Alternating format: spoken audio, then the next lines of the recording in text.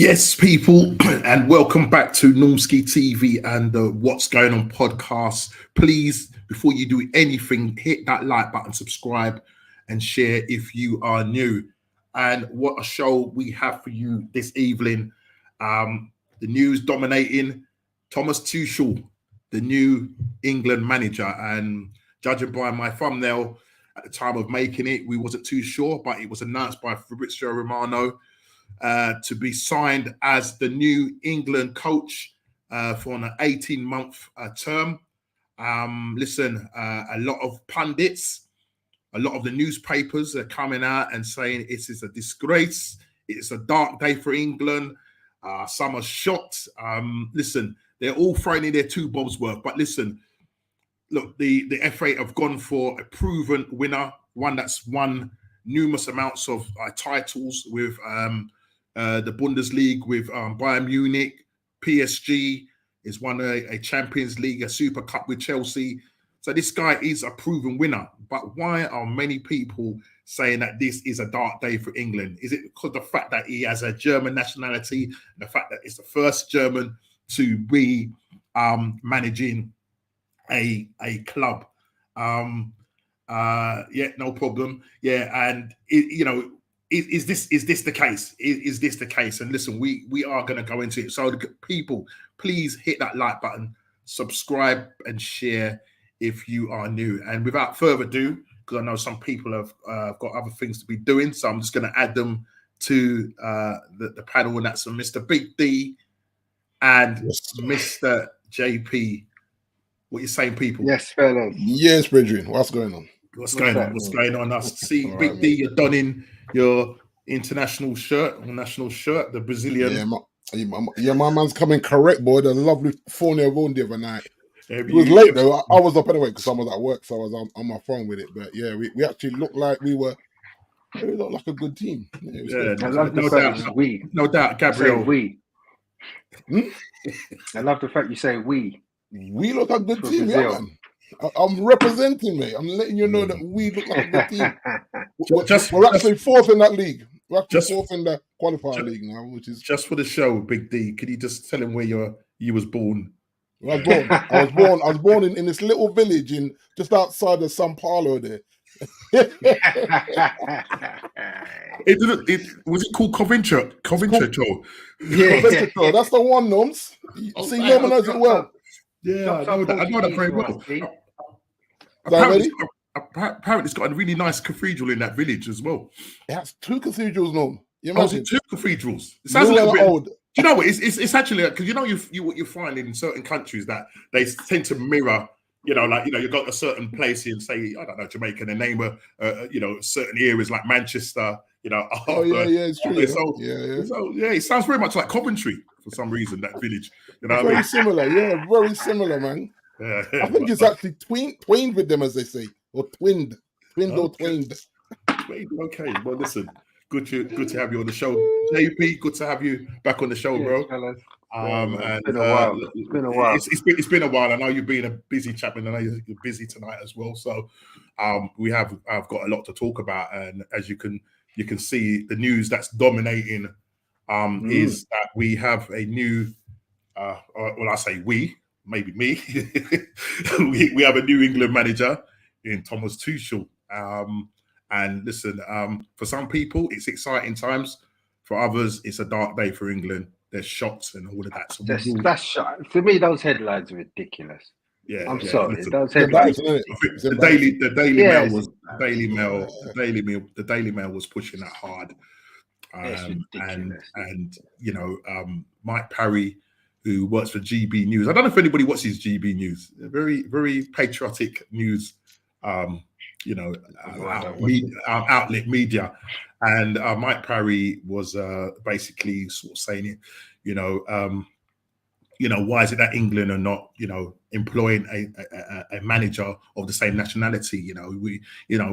We've made the mistake by employing a third, foreign manager. The first one being Gorik Eriksson and Fabio Capello, and now in between that there has been a sort of gap.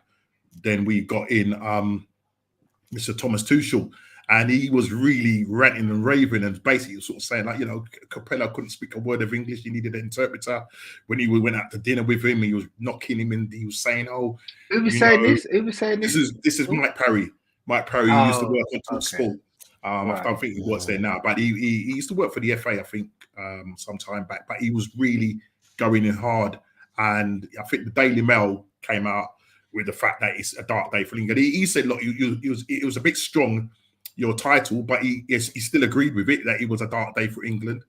And yeah, it's a bit of a mad one. And he was sort of saying, like, why is it that there's no England candidates about?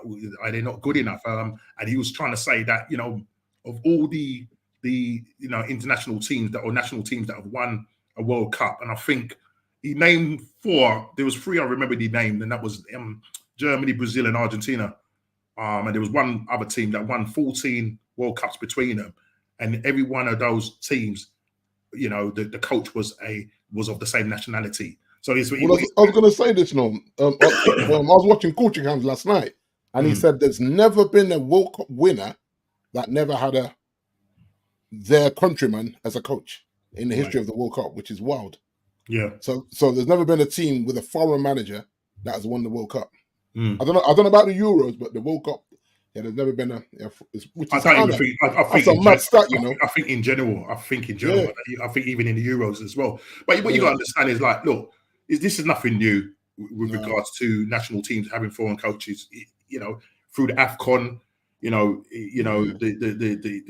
the countries in Australia, Japan, when they're playing the Asia Cups and that, they've had all foreign managers. So why are people so upset about the fact that there was a foreign manager taking over England? And look, I'm even hearing that Graham Potter and Eddie Howe wasn't even sounded out. I know there was talk about they did have a conversation possibly with Pep's men. Now I had kind of posed a question in the chat to say, after Gary Neville's outburst and Jamie Carragher, to sort of say they're really shocked about this, the fact that they would allow this to happen again. Why is it that they can't find English coaches and stuff like that? And I was saying to Jay, I posed this one at Jay. I said, listen, do they have this same energy? Would they have this same energy if it was Pep? And I posted in the chat. So this guy called Sam Wallace, that was good. Yeah, he writes for I think it's I'm not too sure what outlet it is. It might be the Daily. I'm not even too sure of the outlet he works for. But anyway, Sam Wallace, he's a journalist. Might be the Daily Mail, possibly. I'm not too sure. But he says, Sam Wallace, why Thomas Tuchel should not be an England manager. Throwing money at overseas talent reduces international game to an imitation of club football in the FA, and they should have hired an English coach. And I said to Jay, point in case here, Jay, because Sam Wallace then has that take on Thomas Tuchel, but yet the same journalist says, could the FA really shoot for the stars and go for Pep Guardiola as England manager? Appointing a 6-time Premier League winner would be most ambitious project for a governing body since the rebuilding of Wembley. So what's so different about Pep? Is it because maybe they don't like, big up Junior, what you saying, brother? Yes, Junior. They don't like the idea, they don't like Tuchel because he's quite a fiery person. He's quite fiery. He'll clap back, Norm. He'll clap back. The Telegraph, sorry. The Telegraph, yeah. It is the Telegraph, not the Daily Mail, the Telegraph. Yeah, he's quite a fiery person. And look, his record, as you well know, he's got a good record in terms of what he's won with different clubs. If you look at with Bayern Munich, he won the Bundesliga with them. He also won.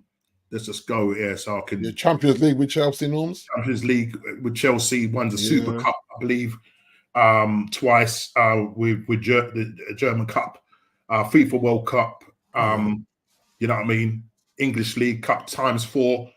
So this guy is proper well decorated, and he's a born winner. So no one could take that away from him. That the fact he's a born winner, and when you put him up against the likes of Eddie Howe, who's just only won a championship, and Graham Potter has won the Swedish Division 3rd tier and the Swedish Division 2nd tier and the Swedish Cup. And then when he came to England, he took over Brighton, played lovely football. His eyes got turned. He went to Chelsea. Was one of the probably worst time for him in his managerial career. Still sitting there waiting for somebody to call for him. And listen, it's what it is. Jobs, hasn't he? He's turned down a few jobs, hasn't he? He's turned down a few jobs.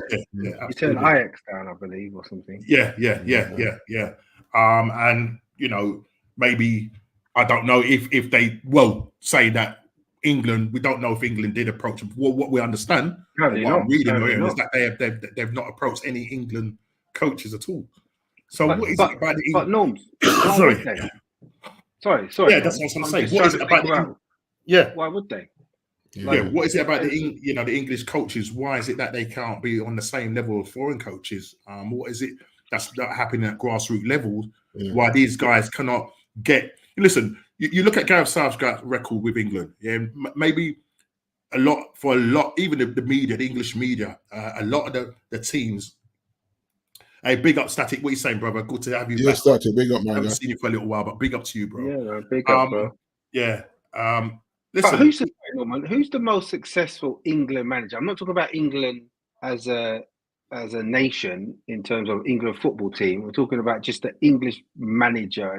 So, if you're talking in terms of if you're including Scotland in that and Wales and all that. No, I'm not including Scotland because Scotland managers are elite.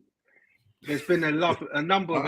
We know that. Not just the great Sir Alex, but there's other elite Scotland managers out there. Yeah, I'm not sure about who's the English ones. It's the ones that are retired or passed away, Jay. Brian Clough and man's like that. You know what I'm saying? Brian Robson. Brian Robson. Yeah. Brian Robson wasn't a good coach. Wow. He was a top player. Yeah. No, not Brian Robson. Bobby. Bobby. Yeah, Bobby. Yeah. Bobby. Okay. Bobby was decent. That's what I'm saying. So you have to go far back, Jay. Bobby and Clough. You know what I mean? Even after the guy. He was Welsh, wasn't he? The one that managed Real Madrid. I know you think. You know what I'm talking about. Yeah. I can see. Can't remember his name now. Anybody put it in the chat. Static, you might have put it in the chat. The Welsh manager for Real Madrid. That wasn't Toshak, was it? No? Toshak. Yes, it is. Toshak. Yeah.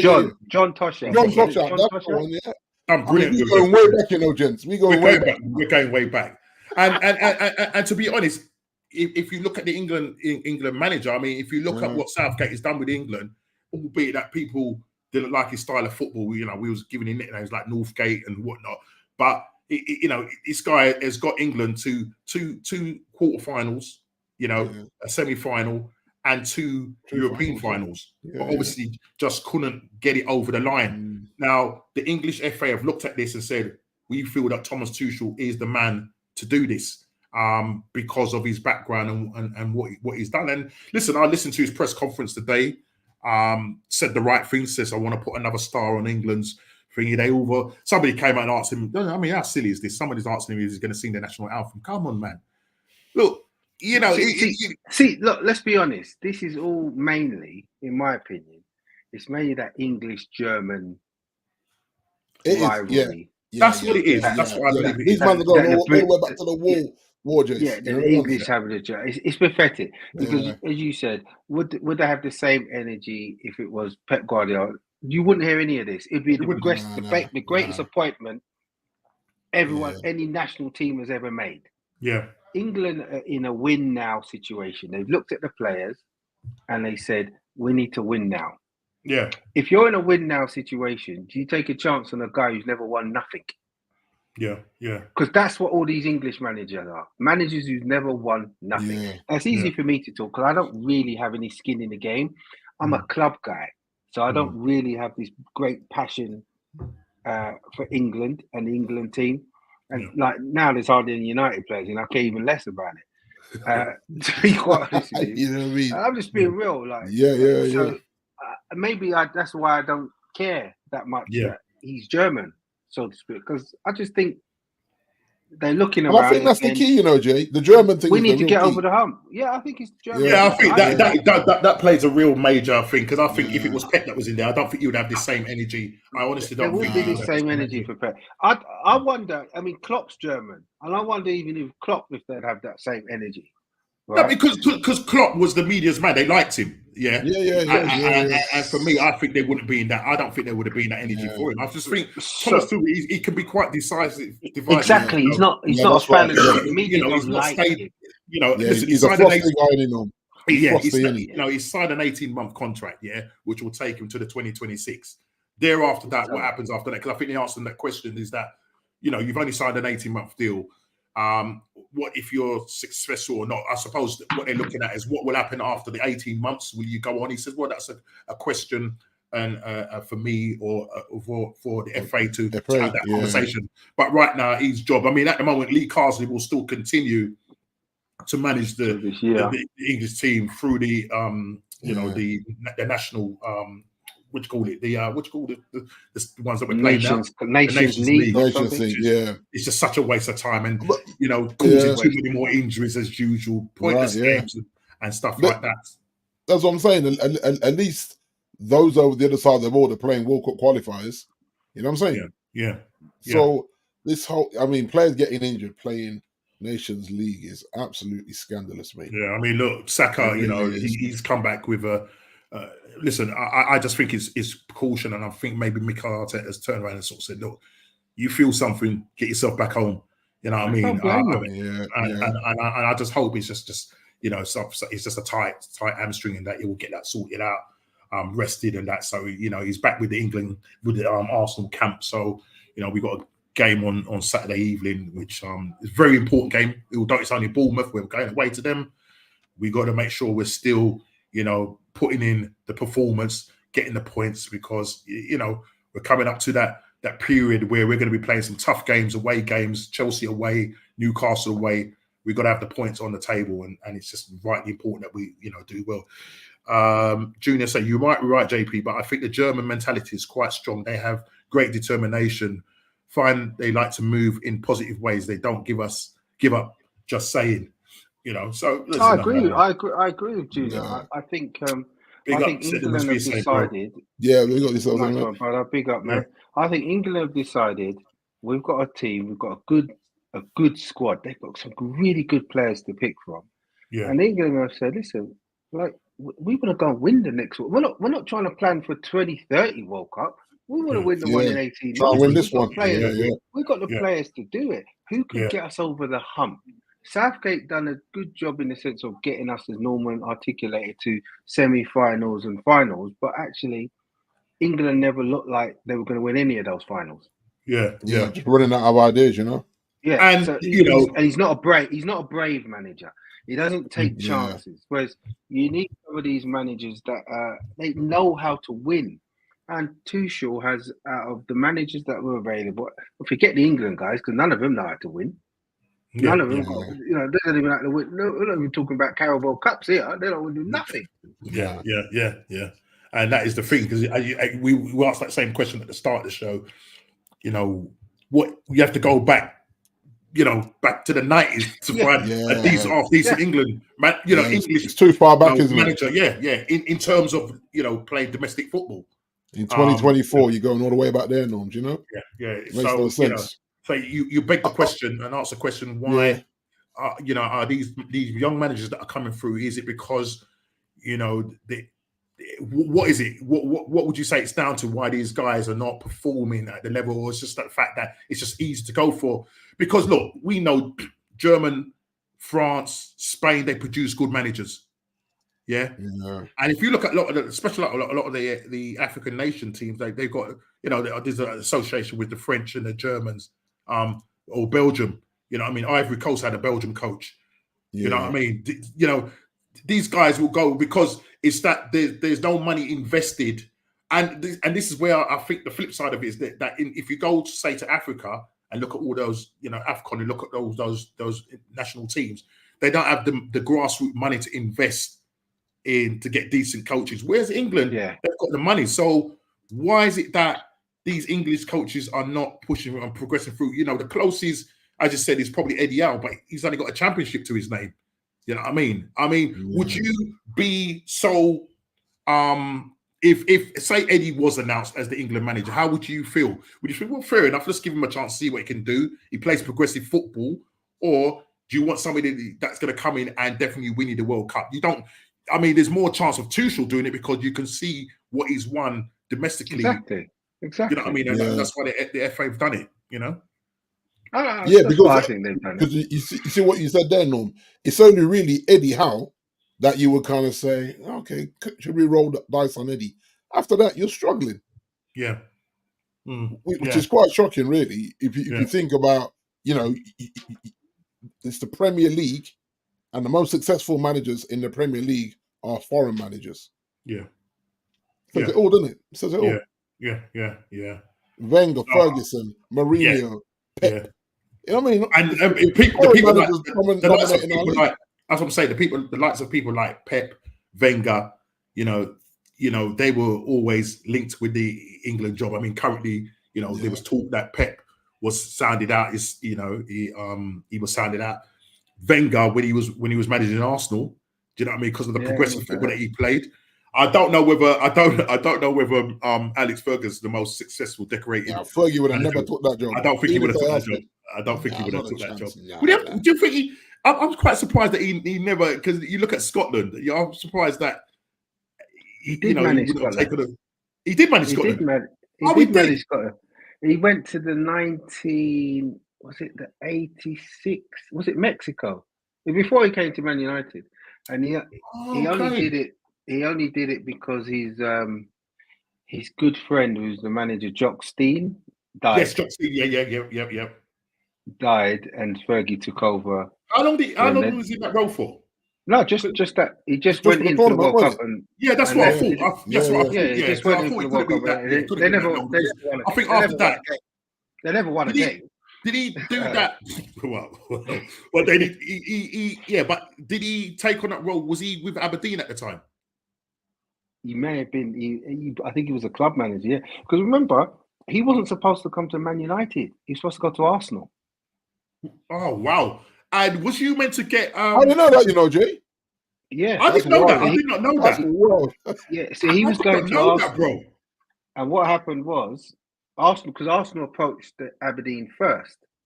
Oh, and this is how I know the Jock Stein story. My homework in this. Wow. And he said, "Look, if you wait until after the World Cup, because I have to go to the World Cup to honour my friend Jock Stein." Right. And Arsenal didn't want to wait for him. So did we end up going for George Graham? George Graham, right? That makes sense now. Graham. Yeah, that makes sense. Yeah, it's George Graham he went for. Yeah. And then Fergie went to United. I don't know however long after that. Wow, there's some history lesson there, man. Big up, Jay. What I mean? Thank you for that information. I did not know that, man. And I suppose because he only went in for the World Cup finals, it makes a lot of sense then. Do you know what I mean? Yeah. But wow. Well, listen. Hey guys, I read somewhere that Ramsdale regrets leaving Arsenal. He's feeling that the strain with Southampton. I think he's just dug himself a big hole. Can't see him getting into the England squad again. Well, look, that's going to be interesting because looking at the what Tuchel is likely team to be, as you can see on your screens, guys, is he likes to play like a 4-2-3-1 system, yeah, or sometimes 4-4-2, but 4-2-3-1 system, and there was talk about the fact that maybe because with Lee Carsley, he was blooding a lot of the youngsters in the last couple of games, yeah. But I think with Thomas Tuchel, even when he was managing Chelsea, he wasn't giving a lot of the youngsters any time, if any. And as you can see here, this is just courtesy of One Football. I'm about to ask you that. Yeah, looking at this, this is just the possible 11 that could play under Tuchel. So obviously you've got Harry Kane up front, and Luke Shaw. You got Luke Shaw at left back, Trent Alexander. So he's playing obviously wing backs, yeah. So he's going to play like a back three. Now John Stones, Levi Colwell, who's doing quite well for Chelsea at the moment. He's there, and I know Harry Maguire I don't know if you get looking because Arigua, as you say, no, he plays better in a back three than he does. Yeah, in there. And then obviously your three, Bellingham, Gallagher, and Rice, and then Saka on the left, Kane on up front by himself, and Palmer on the right hand side. And just before we kind of talk about this and just looking at it, just for the chat and everybody, forgot to just let you know what's on the menu tonight. And it's a mixed bag for Lee Carsley and England. They let's just go in there. Let's just see. What is that? I don't know what that means. BRB, what that? Let me know what that means. Convert that. Mixed bag for Lee Carsley in England. And do we need to have conversations about Harry Kane? Pep's future in the balance. What call will he make? Yeah. INEOS cost cutting in full effect. Have they got rid of the wrong man? And lastly, the Prem weekend is back. Some interesting fixtures to preview this weekend. So this is what is on the menu tonight. Obviously, we'll try and get through as much as we can before Jason leaves the show. I'm not too sure whether Ez and Kofi is going to be on, or Chile. But listen, we will talk about the upcoming games this weekend. So just before we, because we know that Tuchel is dominating, the news at the moment. But just kind of want to look back on Lee Carsley's time, and still is going to be, looking to get these guys through the rest of these what we call friendly games, these friendly tournament games. It's been a bit of a mixed bag for Lee Carsley. Listen, in his first campaign, last week Wednesday, he wins his game. Last week Wednesday, when he came in, the week when he played last week Wednesday, or was it Thursday? That's when he played Greece, wasn't it? Was it Greece we played? Yeah, it was a week ago, wasn't it? About a week ago, I think it was. Yeah. I think it was Wednesday. I think it was Wednesday. Yeah.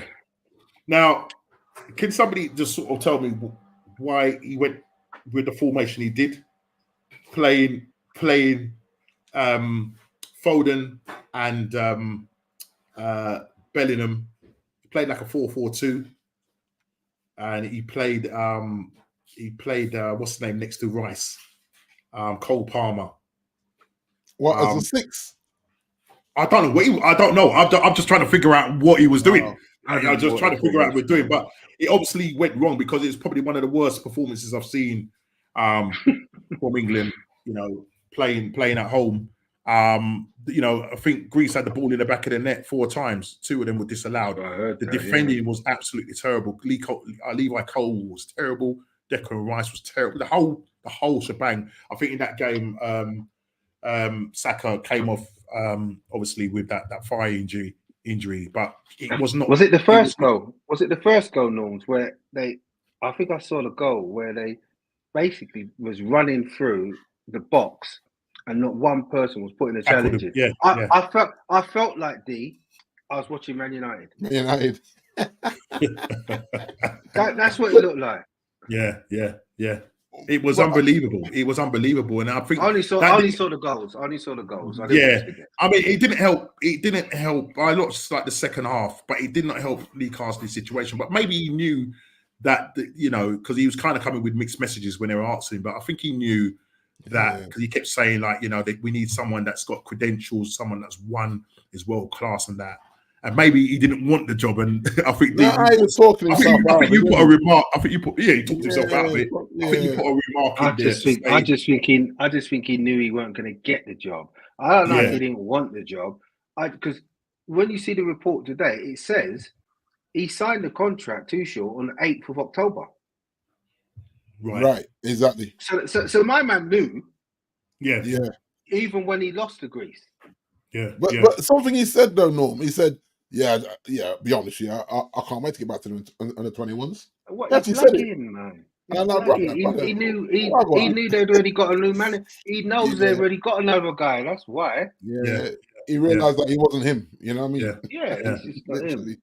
It was a big smack. Even okay, yeah, come back. They go and play Finland, beat them 3-1, and yeah, you look at the scoreline. I think, great game, but it wasn't that brilliant. There were still problems. A couple of times Finland were cutting through them and stuff like that, but they win it 3-1.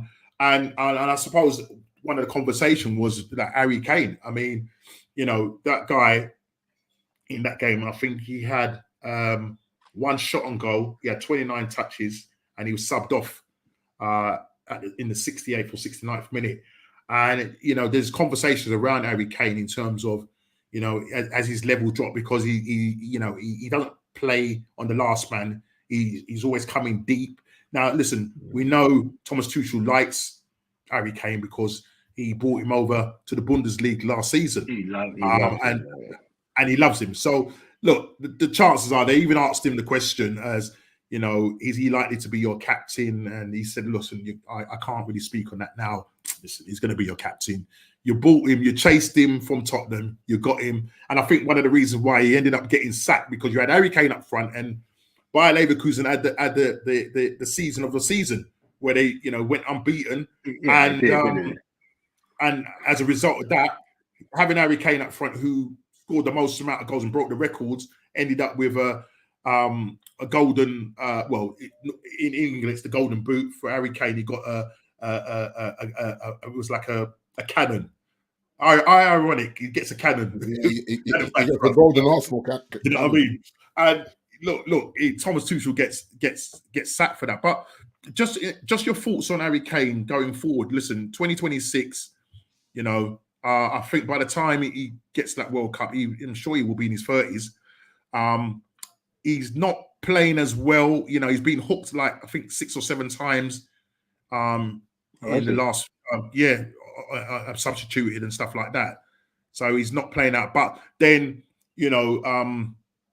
there people were sort of saying, listen, you've got the likes of what's his name from Aston Villa? Ollie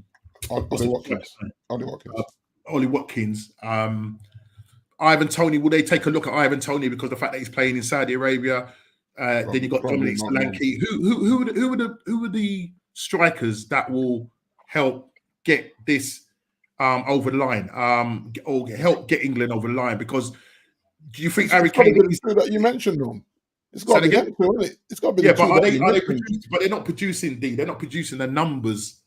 No, but they're not getting game time for England, no, either. Like 18 months is a long. 18 months is a long. Sorry, D. Go ahead. No. Go on, Jay. It's cool. I say, 18 months is a long way away, and we know things change in football. He signed an 18-month contract. He's in win now mode, and if it's Harry Kane that's scoring the goals, he's in. Now, will Ollie Watkins and all those guys, what are they going to be like in 18 months?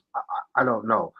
The one person we know who's got pedigree and a history of scoring goals is Harry Kane. The rest of them, I couldn't tell you anything about them. Like in terms of what they're going to be like in 2 years' time from now. I think he's win. He's win now. He's not thinking about let me blood some young players for the future. This guy is like, who's the best guys that could win me the World Cup in 2026? And I'm taking those guys. Harry Kane's body though, Jay. Like in 2 years' time, I'm gonna, like, I don't know, because as you're saying, Norm, he's already changed his game. He wants to be a midfielder now because he knows he ain't got. Well, he never really had pace, but he knows that he's got to come deep now. And it's funny because I was watching. I can't remember. I was watching it, and they were saying that they said, "Do you remember Harry Kane when he had a Raheem Sterling doing his running for him?" And it's true, when Sterling played with Kane, them two did all right together. But obviously Sterling's out the frame now, But the funny thing in that particular World Cup, it was Sterling that done the business because Harry Kane was having a terrible thing, I think it was under. It might have been under. I'm trying to think what manager was it under. It wasn't. Was it under Gareth Southgate or was it the other manager? Steve McLaren. I can't remember where Sterling was putting in the numbers, but Harry Kane was getting all the glory for it. That's right. Even though he played bad. As soon as Harry Kane scored, he was on the front pages. You know what I mean? Sterling, Sterling, as you rightly say, Sterling was doing a lot of the running for him, and that. But now, obviously, now he's out of the picture. Whether I don't see him pitting himself to get. I don't see it either. I think he's going to focus on his club football. That ship is sailed. But so I suppose for some, for Jay, it's business as usual for Harry Kane, in the sense that he, I think, Thomas is gonna put a lot of trust in this guy. He chased him when he was at Tottenham. He's got him, and now he's now taken over the England team now, and I think he's going to find a way to make it work, and to maybe have, as you say, maybe have runners off of him. The likes of Saka, the likes of probably Cole Palmer. I don't know. It just depends on who he goes for. But he does play that kind of pragmatic style football. But I just think he's more tactical than Southgate, and has the pedigree to do it. Do you think that he could get this team over the line in 2026? He's got the talent, no? He's got the players for it. It's more about mentality, though, isn't it? Rather than questioning the talent of the squad. He's got the squad there, but it's like what Southgate found. You get to the final, you may score a goal, and after that you lose the plot. There's like we scored a goal, we got our heads in front, they equalised, and they don't know what to do. Like whether they're ignoring the coaching or it's just a mental thing. The other thing as well. The other thing I think that Tuchel will probably instill in these players, because he's not gonna let these guys get off the hook, because he will berate these players. Oh he's known for that. You know what I mean? It's whether these players have got a thick skin enough to say, let's take this and take it on board. You know what I mean? Don't be surprised if you see Saka playing that left wing back under this man. Please. I'm serious, bro. He'll play that back three. No, I agree. I agree with you. Yeah, you're probably right to see that kind of football. Right. Yeah, you're probably right. And the media will do that. They'll do their stack seeing that. They say he's not Saka left wing back, but he'll play back three with some pace that will join the midfield and join the attacking line. So it's a different football to what England fans will be used to. Yeah, that's for sure. How do you feel that the media will deal with him going forward in the next 18 months? He starts his role in 2025, January 2025. Yeah. How do you think the media are going to? Right. Do you think they're going to be brutal? He's got no grace period. No, right, okay. Zero grace period. Yeah, he has to win. Yeah, they've started already. No, if you already started in October, God help it when he gets to January. When he's actually in the role, if they're already starting now, it's a disgrace. It's this, it's that. He's German. Come on, man. Relax. He ain't even got there yet, really. Yeah. So if he's getting this energy now, imagine the energy in January when he's actually there with the whistle around his neck in the England top with his TT on his embroidered on his. You know what I'm saying? It's a lucky German brother. So the last question before we move on to the next topic, because this is all obviously going to dominate for the next couple of days and before the Premier League and everything kicks back in. Is the future, question for you guys and in the chat, is the future bright for England with Thomas Tuchel going forward? It should be. Me. Just because of the squad he's got. Can you hear me, Jay? Can you hear us? Jay, go back out and come back in. Yeah, I couldn't. Yeah. Whilst Jay is doing what he's doing, that's what I would say. On Tuchel's case because he's German. Yeah, we see that already. Yeah, we see that already. Just judging by some of the comments by Gary Neville, who seems to be the spokesperson. Always too much to say, no. He's annoying. Yeah, he really is. He's always in that shop steward mode. He thinks he has to govern everything in football. Yeah. It's not life. It's not reality. It's like Gary, chill, man. Yeah. And the fact that he's extra for me. It's extra for me. Why is he shocked? I mean, what? Why is he shocked? The thing is, what he should have said, I'm shocked, and it should have gone to whoever. Say who you think it should have gone to then. If you're shocked about this one, tell me who you're putting in there instead of Tuchel. But this is what they do. They spin a narrative of this is an absolute disgrace. And, okay, well, who do you want then, Gary? Like, if that was an interview, that's what I'd ask him. All right, Gary, he's a disgrace. Tell me who you put in that job here and now. And then he's getting his feelings that you're calling him out. But the truth is, he's acting unnecessary now. The question you got to ask him, is he really what he's saying? Does he really believe in what he's saying? Because if you say to Gary, listen, do you really believe that there are English managers out there currently that can get these guys?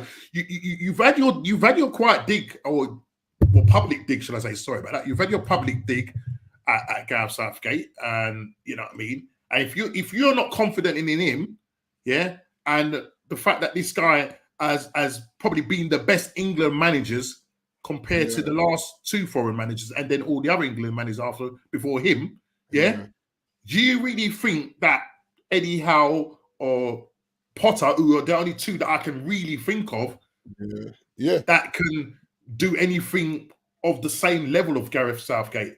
I think a lot of people were just saying with Gareth Southgate, I think they were saying that he's played with the handbrake on and he was too cautious. They want to see, they want to see England playing progressive football on the front foot. Do you know what I mean? And just going for it. And someone like Thomas Tuchel, who probably would have the balance right, can do the job. So why is he saying that? Is it just for more, clicks and whatever? But no, Carragher was just as bad.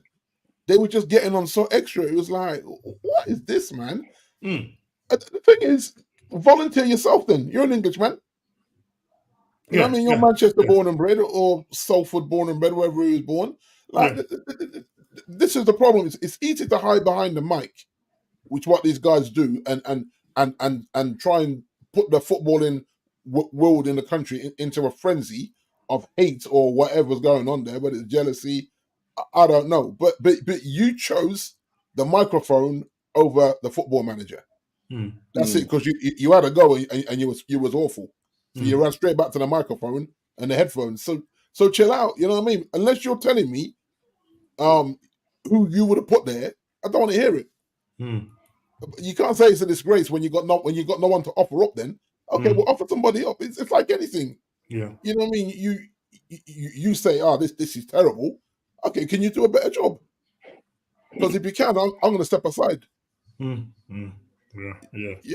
And we know the English job is a pressurized job. Yeah, it's a point and challenge, really, isn't it? Yeah. It is. And look, because of the media norm. Yeah, it is because of the media. But I think England have every chance of winning this World Cup under Thomas Tuchel than probably any other manager. Do you know what I mean? I know you had Harry read that. Yeah, he was like the manager that could put his arm around players. He was a very good, you know what I mean, friendly. One of those managers that can put your arm around. Didn't win nothing. Exactly. Didn't win you nothing. He won the FA Cup. Terry FA Cup.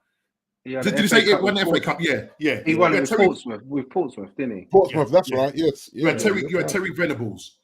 Yeah. Who, when he managed Crystal Palace, and he played a kind of progressive football. Yeah.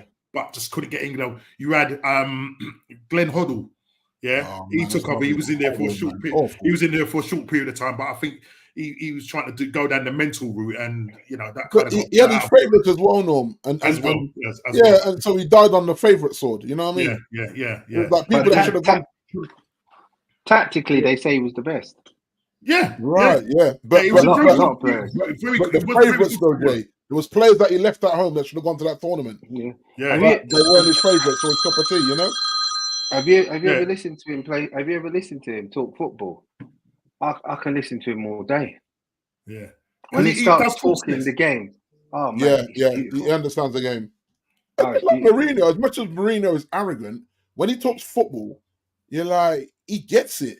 There was a thing that went viral where he's at Tottenham and they're playing Man United, and Mourinho breaks down how Man United are going to play in the changing room and what Pogba's going to do. And everything he said Pogba would do, Pogba did it. And we were cooking them. And he said, did I not tell you that's what he was going to do? He's just going to be spamming left to right and getting them wingers coming at us. Yeah. And we're going to be sitting too high and get caught out. All game Pogba was just having fun.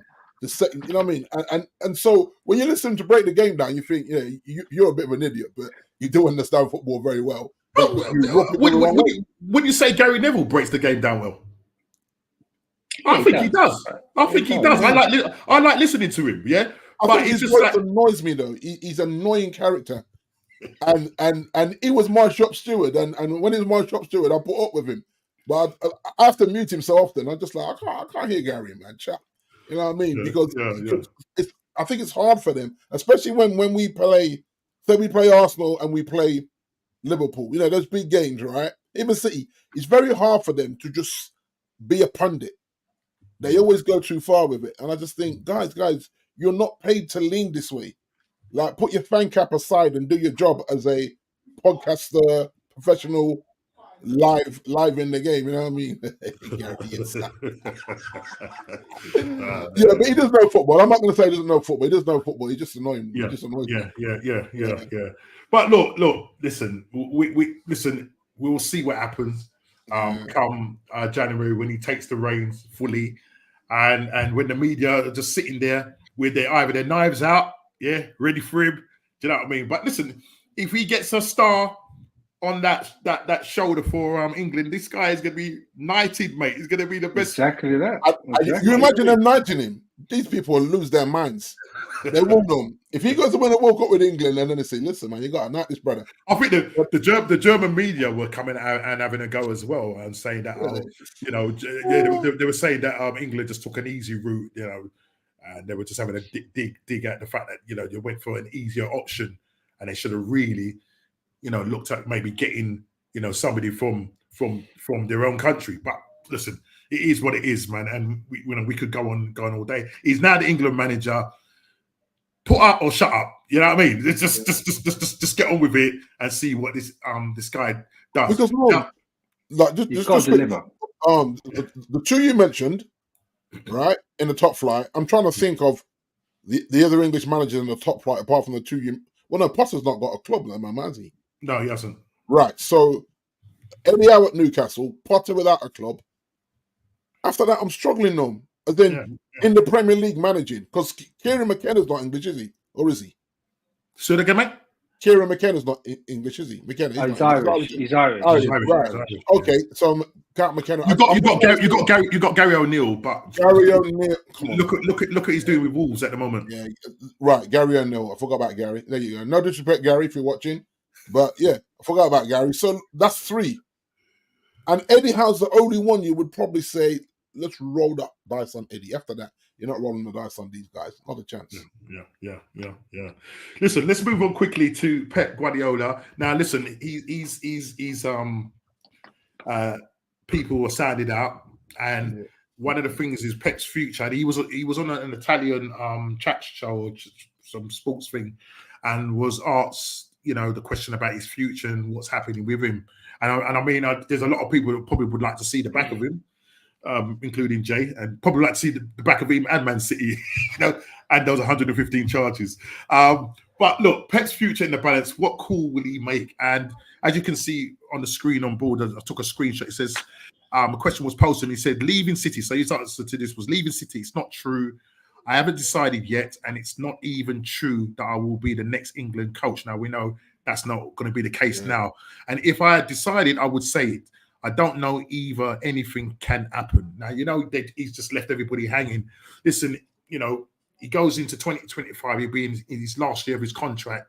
Will he sign a new contract? This is the big question we're asking. What will his future be? Because look, when this whole thing was coming out, people at the time didn't know that England were even sounding out Pep. Yeah. So I just want to quickly get your thoughts on Pep. Does he stay and sign another new contract? I mean, there's talk that the director of football, I can't pronounce his name, Tiki whatever. Yeah, I can't call him Tiki right now.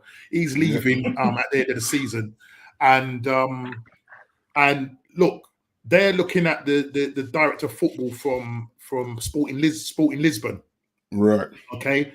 And Amaron, who is the manager of Sporting Lisbon, there's a possibility that Man City could be looking at him next season, because at the moment they don't know the future of Pep, whether he's going to sign a new contract. And fans have been asking whether this is the case.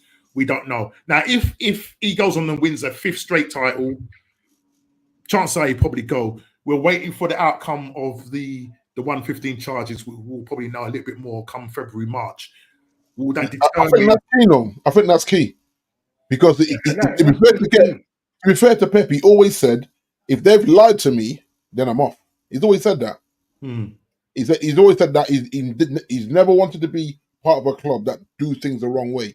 So if they've told him one thing and done the opposite behind his back, and then these 115 charges get they get brought to light in a big way, and they say, right, guilty as charged, and they get deducted, and they finish.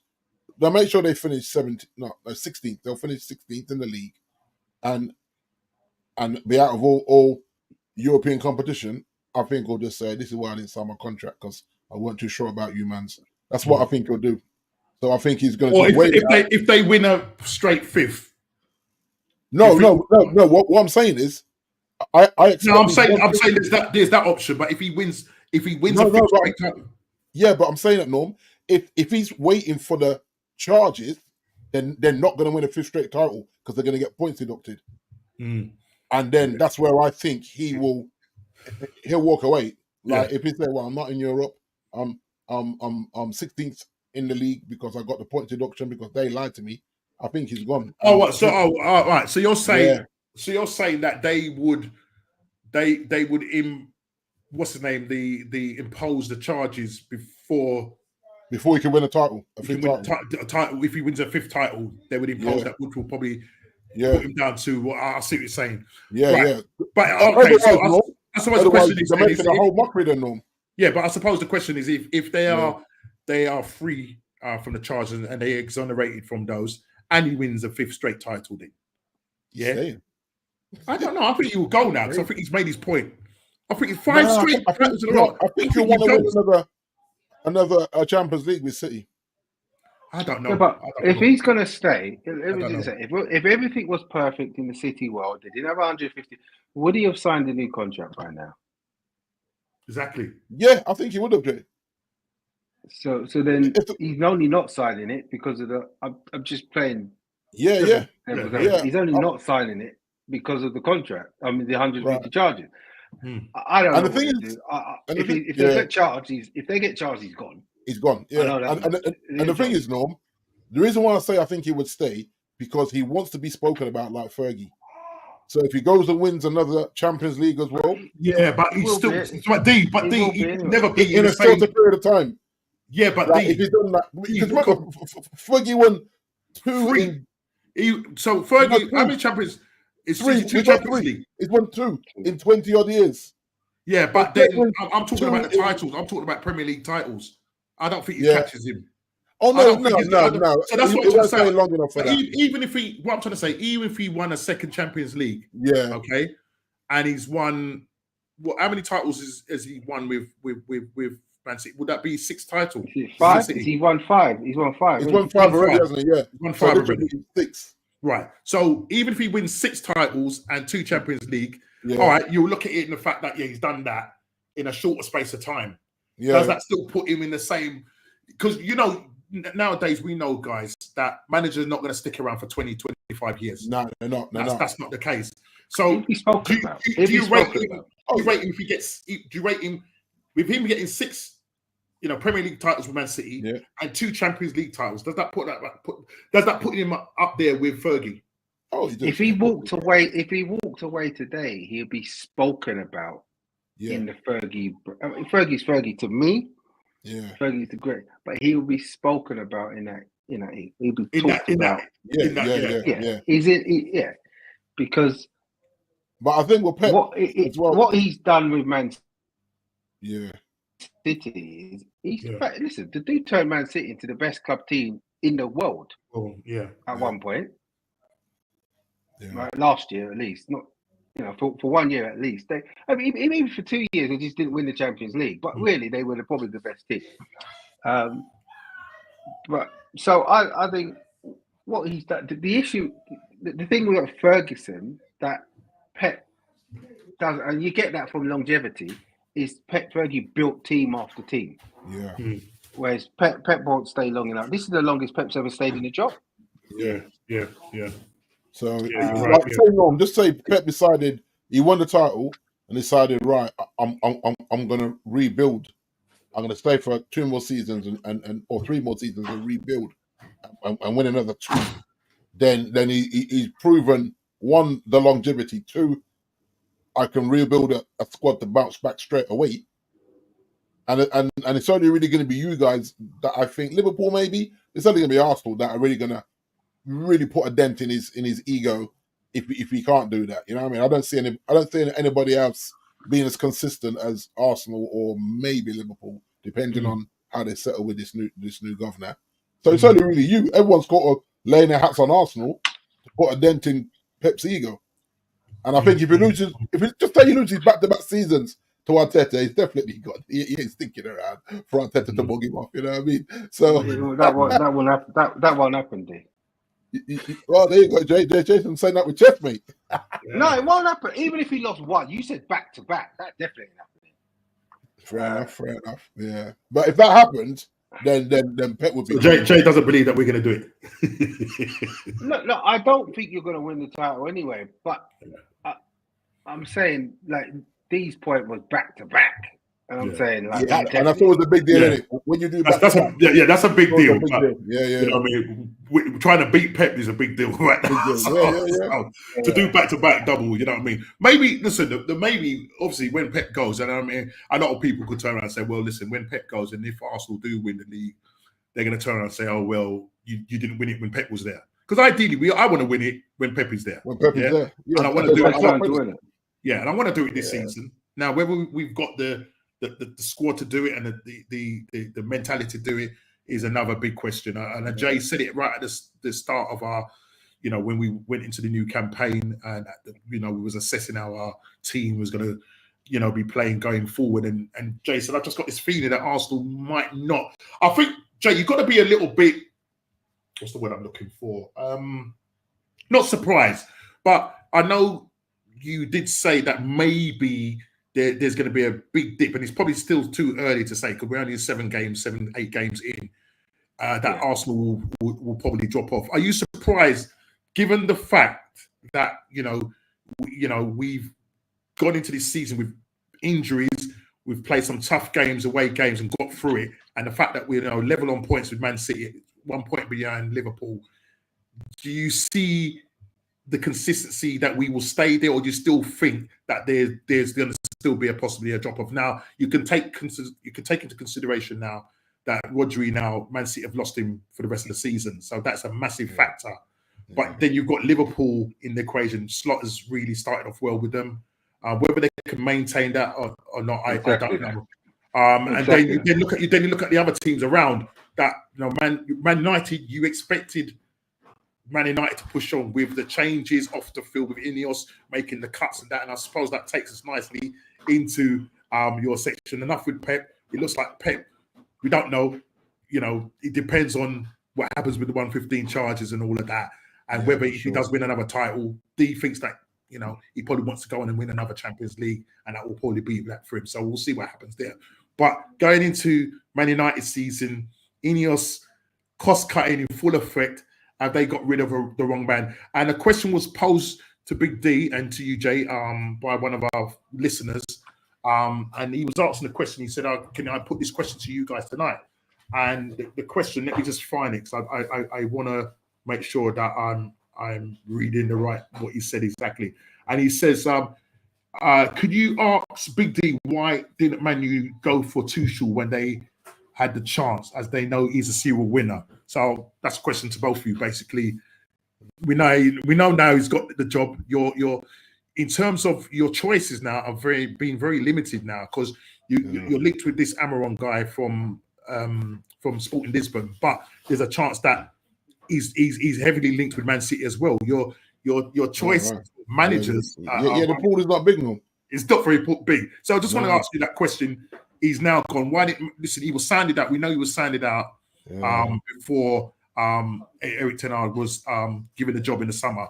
Why didn't INEOS go in and say, right, let's get this guy? Because now FA have looked at this and said, right, my man is free. Thomas Tuchel is free. Let's get this guy, and they've done it. What's the reason why your side INEOS is going on like some joke thing right now? To my understanding, it's why he never came in the summer. And the word on the street is that he wanted Fergie control, JP. And INEOS are not willing to give any manager, like them days are gone, where you give a manager Fergie and Arsene Wenger control of a club. And that's what they're saying. That was the sticking point with him, that he wanted to be his own man. And they're saying, no, that's why we put this whole team in place, that as a collective do this rather than. And the thing is, like, the way Fergie did it, Jay, like, football has so moved on from Fergie and Wenger, like, literally running every aspect practically of the club and just answering to the chairman and the owners, So it can't be the money. If they're saying that we haven't got any money, Jay, to pay off Ten Hag and not obviously not have to pay Tuchel because he was free, he wasn't at the club, so there was no compensation to a club. So you're saying that for whatever Tuchel wanted, and that's the other thing as well. The wages, Jay. You remember nobody earned more than Fergie at the club when he was manager, and so there's that to take into. So if the truth is that if they're saying that he wanted that Fergie power, that's a lot of money. As in 17 million to get rid of my guy, and then giving him the most money on the footballing side of the club as the manager, and then obviously he's going to look at players that he may not want, and it's a whole thing. So that's why I think they just pumped the brakes, because they never ever came out and said they were firing Ten Hag, and that was always my thing. This was the media that were doing this, a bit like what they did with Louis van Gaal until we eventually let him go after winning the World Cup. So there was no real manager you weren't really hearing, Mourinho is definitely coming in, regardless of what he does in the FA Cup or whatever. And I think in the summer, this whole, like, he's gone on holiday again, Norm. Sent him on holiday again. And I thought, they're not firing him. They sent him on holiday. Yeah, Eric, go chill for a minute. Rest your brain. It's cool.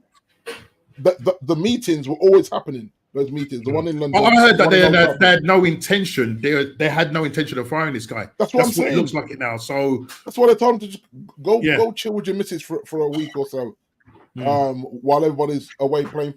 When the truth is, he actually wanted them at Old Trafford to work with the guys that didn't get picked for their countries. So that was a little bit. Why is he going on holiday? It's just an international break. It's not a break from your job. Yeah. Or are you saying that you're mentally spent and you need a week with the missus and kids just to get away from the media attention? If you're saying that, fair enough, because protect the man's mental health. If you're keeping him. Yeah. Ooh, who's that? I think Jake is switching to his phone. Yeah. So that's what I would say with that, Norm. The fan base is still split, but at no point did they show they were going to fire him. Otherwise, they would have done it after the 2 draws. Yeah. What's up? What you say, man? In Greece, Tuchel, if you can't beat him, sign him up. England has no elite manager, period. So that's from What's Up. Big up to you, man, and I hope you're enjoying yourself out there in Greece. After they turned over England 2-1 at the new Wembley. But yeah, big up to you, What's Up, man. And you've got a massive game at the weekend, Super Sunday against Chelsea, and we will be talking about that and preview that, talking about that game this Wednesday. So DD, sorry, just lost my train of thought there. So you was just sort of going on about there was nothing that showed me that the axe was coming down, because there's excuses, and you see when was it last week or the week before when they put Sir Jim on the spot, he just backpedaled straight away. No, that's not really on me, I've employed people for that. Don't ask me about that. So straight away, I'm telling me, like, even if Sir Jim wanted him gone, Jim is not the one that's going to do the firing. He's probably going to be the one to open the purse strings to pay him. Because remember, I told you guys, the Glazers are not paying for another manager to walk away with their millions. They're not doing it. So if he gets fired, the gym's paying for it. So here we are. So Dean, so what's your thoughts on the fact that they got the wrong man? INEOS are doing. Let me just finish. INEOS are doing their cost cutting, getting rid of 250 employees. They're also cancelling Christmas as well. Yeah, I heard that Christmas this massive cost cutting thing. There's a lot of people up in arms about the fact that you're reading it all over social media that how they're letting INEOS get away with this. Even Eric Cantona has come out and Eric's my guy, no. Said a few choice words. I won't say what they are. This is a clean show, so I won't say what they are. But basically, listen, he was the ambassador for Man United. He's still got that non-executive role on the board, but he was the ambassador, costing Man United $2 million a year. 2.6, Norm. Let's tell it right, Norm. To be exact, 2.6. Norm, why are people? 2013. Why are people getting all upset about this? And I know you got your thoughts on this, yeah. But why are people? This guy is a legend for Man United, and it's almost like they're trying to strip back completely. I even put in the chat that does this mean there's other guys that are doing ambassadorial roles for them? Will they get the same treatment? I think Jay said that probably the way INEOS are moving, that will happen. But why is it that people are kind of getting upset about the fact that they've chopped Alex Ferguson's role? And not only that, there's even talk about that his presence in the dressing room needs to be curtailed a little bit, and so on and so on and so on. So, and furthermore, are you better under INEOS than you was under the Glazers? Because right now there are some people, and even Saeed, massive. Saeed loses his head though. He had to Saeed in terms of. Head. I love Saeed as well. He's saying that maybe INEOS are not moving the way they're moving, and they're probably just not as have not really made any changes compared to the Glazers. It's no different, and we're not really seeing any real changes. What are your thoughts on that? Oh, JP's me. Okay. This is my thing, no? So since 2013 to now, a deal he struck with the Glazers that I will be your international ambassador, and I can chime in as well. And for that privilege, you're going to pay me, a multi-millionaire, 2.6 million a year. So from 2013 till now, my man's been bagging 2.6 million a year. He doesn't need the money for one. It's Alex Ferguson. If Alex Ferguson isn't straight after being the highest paid footballing person at Old Trafford for 2 decades plus, then something is wrong with his accountant, mate. So one, you don't need the money. 2, you're dragging this man out who's falling asleep at games in the stand, and Sky Sports loves to zoom in on him with his head like this, bro. Right? So let the man be the old man. Just let him be the godfather. He doesn't need to get paid 2.6 million. Not when you're letting staff go, when the 2.6 million could keep maybe 30 people in a job for 2 or 3 years, Norm. That's really my thing. You make a good point, right? Yeah. Like work, and it's only working class people that complain about multimillionaires losing money. You think the multimillionaires complain about us losing money or not getting a good pay rise, but we're worried about a multimillionaire not getting his easy 2.6 million. Apparently, they get their suits made, Norm. Their club suits are made for them, tailor-made. Like, Fergie can turn up at Old Trafford any which way, any game, okay, they said they don't want him coming in the change room anymore. If Ferguson turns up at Carrington just to put his thick coat on and stand in the rain and watch the guys play football, no one's gonna say, oh, why's Ferguson on the sidelines watching? He might stay for half an hour and go. So he hasn't lost privilege, really. He's lost money. And has he really lost the money, no? Because he doesn't need it. And so when I'm seeing Sir Jim saying, right, we're letting all these people go. So he knew he couldn't let all these people go. And see, the Glazers would never do this. The Glazers, because it's the Glazers that gave him that option. He has the statue. He has the stand. He has the road named after him. He's a legend. He's not going away. They're just taking away the easy money. And they're saying, bro, you can pay for your own driver, take it to Old Trafford, or jump in an Uber. I think, like I say, people have to go to work and work hard. They're the ones moaning about a millionaire losing out on money. He doesn't need the money. So I don't have a problem with them saying, we're actually not going to pay this. I guarantee you, they still pay for his ticket to jump on the flight when they go and play European games. I guarantee he'll be on that flight if he wants to go.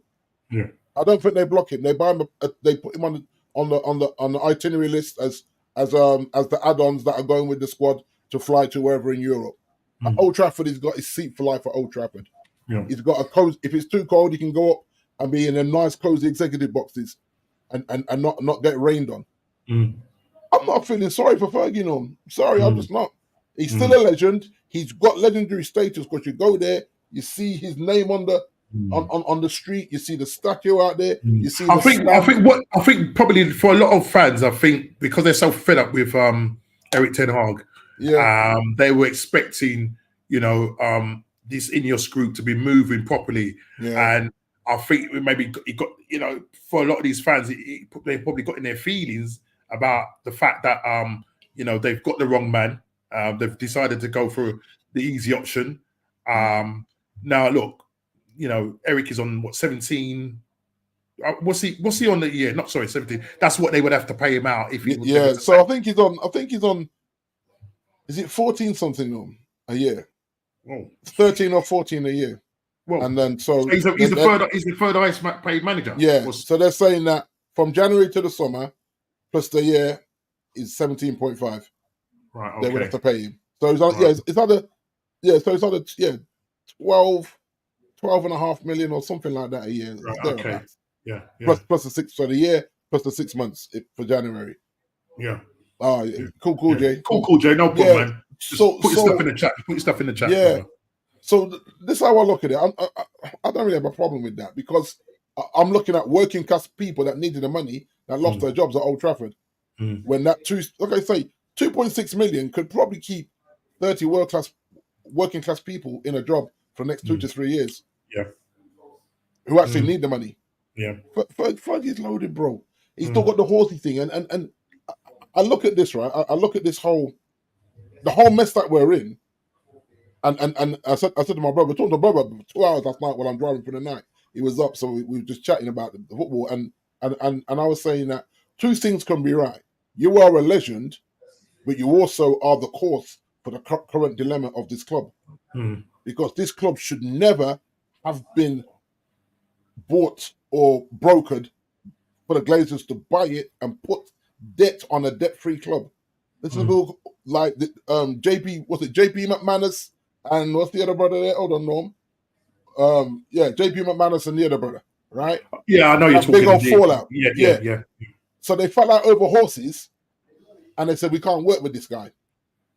So they're the owners of the club. He's the manager of Man United, and they said, "Nah, man, this guy's whatever. I think stood in rights and all this massive bust up." So they said, "Like he either goes or we goes." They said, Alice has to stay. Okay, we're going to sell up. Highest bidder. And then in comes Woodward. And Woodward brokers the deal for the Glazers. Yeah. And the rest is history. Right. Rest is history. So Fergie caused this. Just like Succession Norm. He knew he was going to retire. What you do, you say, right, in the January, you get Moyes in. He said, David, you're going to work me from January to the summer. You're going to watch me do the summer transfer. We're going to have a season together. And then it's all yours, mate. Nope. Because what he didn't want was him to come in and win the league. Right. Straight after Fergie. Because, hold on. Mosey came in and won the league in the first season, right? Yeah. You know what I mean? So, I love Alex. He's a legend. But so much of our mess now is on him. Down to him. Okay. Yeah. Okay. Because of the power we gave him, no? And what he did with that power. But D, listen, sentiments here is making a point about INEOS and the fact that they've given, Captain Bruno a new bumper deal. Someone that really should have not got it, you know what I mean? No. And when you look, at the start of this whole process, D, when they came in, when the INEOS group came in, I'm sure you was quite happy. JP was quite happy, but it doesn't. And I know it takes time, Yeah. but in their first how long they've been in charge of Man United in this part? How long now has it been? Well, the actual to the top layer, most of that top layer never came in. They came in just before the season straight started. away. But when INEOS took over, from the period of time that he's taken over till this current time, how long has that been? It's a year, right? Is it? Yeah, that's gone really quick. If that's is the it case. A year or was it February? Or was it February this year? I'm sure it was. No, it's February this year that it all that's went what through. I was thinking. Yeah, so February this year. Yeah.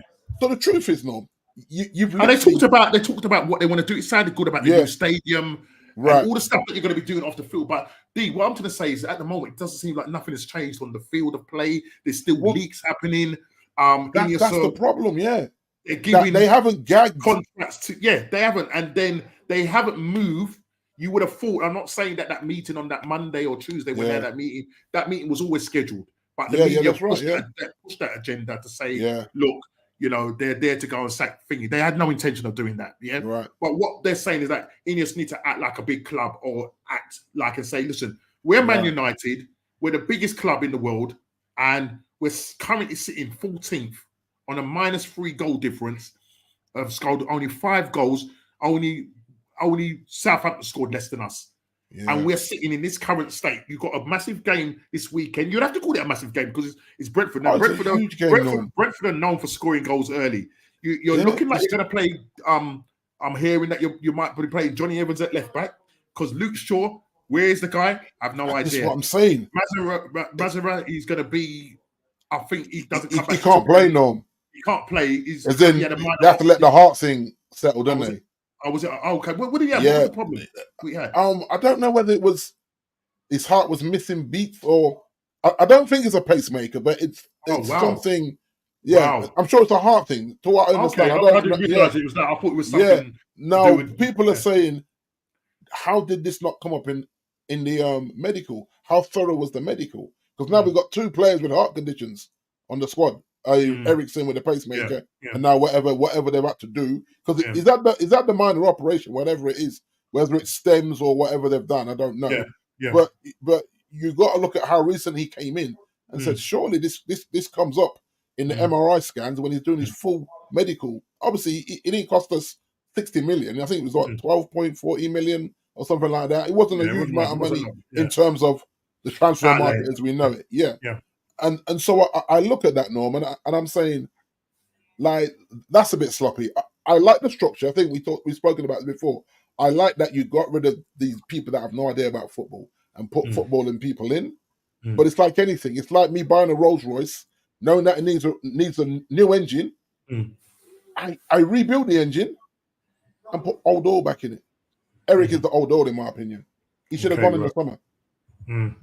And now, I think it's hard to sack him now. It is. Now it makes you look like clowns because you backed him in the summer. Yeah. And you're already sacking him before Christmas. I think it's probably going to take a couple more really bad results back to back for INEOS to say. But you're saying that, D, it's almost going to be like egg in their face because it's like we backed him. Yeah. We said we're going to keep him. And that's why he's mugging them off. He's mugging them off. And are they going to save face here? Because the fans will turn around and say is, well, why didn't you get rid of him, or why did you give him a contract in the summer? Because now we're no better off now. We're sitting comfortably 14th right now.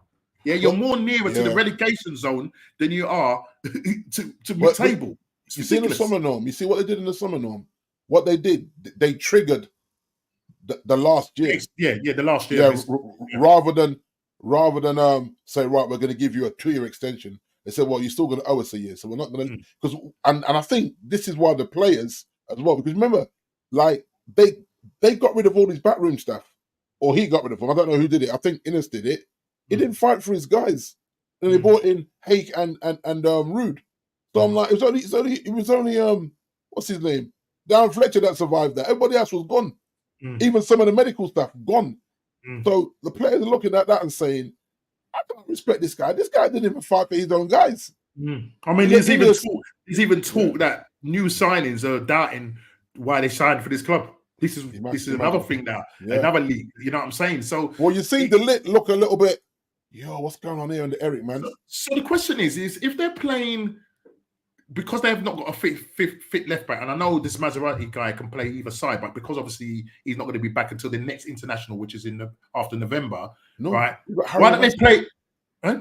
Harry Amas. He played Harry Amas in pre-season. Just throw the kid in and give him protection. Play the double pivot to protect him. Don't put Johnny Evans there at left back. Come on, man. He's gonna get mashed up. with Brentford's pace. In this day and age, right, D? It's like in this day and age, 2024, you're still playing Johnny Evans. It'd be actually better, Norm, to play Leach at left back and put Johnny in the middle. And there's a couple of times where Leach has played at left back. Yeah, he doesn't like it. But do you know what I mean? But the bad thing about it, D, he's actually built. If you look at the size of him, he's built for left back, isn't he? He's built to be a left back. He's definitely not a centre. No, when I say he's definitely not a centre back, I can't say that. I'm just probably looking at it from the size. Yeah, it's a small centre back in terms of yeah. But that's what I would do. Was it about 5'8", isn't he? About 5'8", about 5'8", yeah. But that's what I would do, Norm. If I have to roll the dice and I don't want to play Harry Amas, who I took on tour and played on tour. So it's not like he's never played with the fellas. He's comfortable with the fellas. Yes, he you know, against that Brentford pace, you'd be like, okay, if I play him, I got to protect him. And that means you definitely play with two holders, whether it be now Ugarte limped off last night. Yeah, killed. And I'm like, rah, can't make that up. He limped off, I reckon, ankle and hamstring. Maybe I say, can't make it up, mate. You can't make it up. Jeez. So we are already in this. We're injury prone again. We're already in this. Sitting 14th, -3, and we're injury prone. It don't read good, does it? And they never fired him, so it's like. But you're actually. But I was going to say, D, you're actually worst off at this present time under INEOS in terms of your position in the league and the way you're playing. It's not good, bro. Nope. That's what I'm saying. I look at that and I just don't see any changes. Yo, big up Kofi. Man like Kofi, big up. You're saying, man. I just don't see any changes. It's a hard watch, Norm. I ain't gonna lie. It's a hard watch. Yeah. And so this home game against Brentford is a must win. If you lose to that, these guys are going to tear the stadium up. They are. You can't lose the game, Norm. 3 points or nothing. It's really a 3-point or bust. Because then I think we could dip down to 17th or something.